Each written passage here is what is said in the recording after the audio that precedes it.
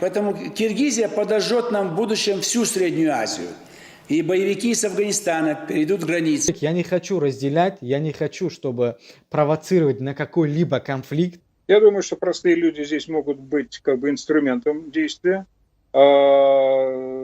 который фактически приведен как бы в рабочее состояние. Этот инструмент более высокопоставленными кругами. Граждане с волнением встречали каждое известие из Баткена.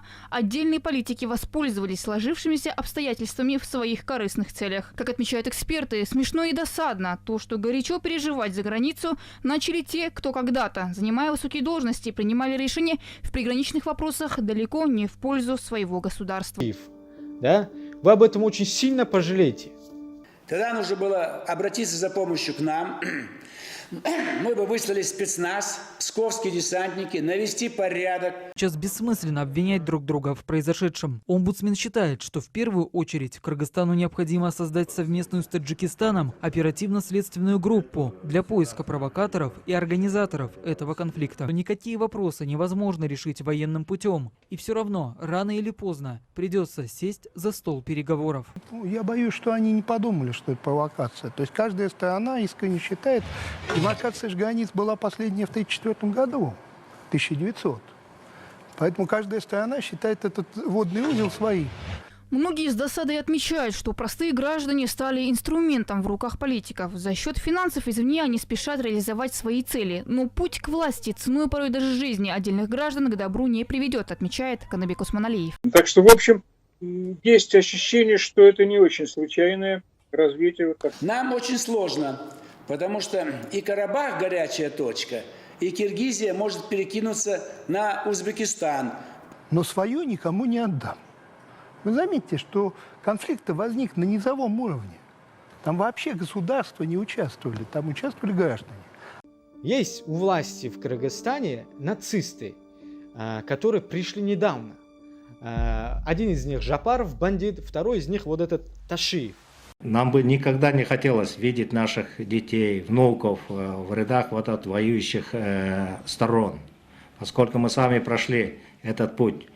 Говорят, некоторые силы виноваты в конфликте. Какие силы? Дело в том, что в Киргизии некоторые силы – это все, кто не президент. Да? Потому что там, как вы знаете, власть долго не держится. Вот единственный президент, который держался очень долго, был первый. Да? А с тех пор как-то страна в действительности разделена на юг и север. Юг и север между собой до конца не договорились ни разу еще, вот после ухода Акаева. И поэтому действительно политическим силам, противолежащим действующей власти, любой, совершенно неважно какой из двух, выгоден любой конфликт. Знаем мы не понаслышке, что военные конфликты, боевые действия к хорошему никогда не приведут. Никогда не решатся поставленные задачи ни той, ни этой стороной, поскольку военные конфликты всегда приносят только горе, приносят кровь, приносят смерть. Место такое, в котором выгод и интересов очень много. Но это не выгоды и не интересы, как ни парадоксально, стран участников. Это выгоды крупных игроков более широкого масштаба, которые там вот... еще эти тут бегают. Ну ладно, бог с ним.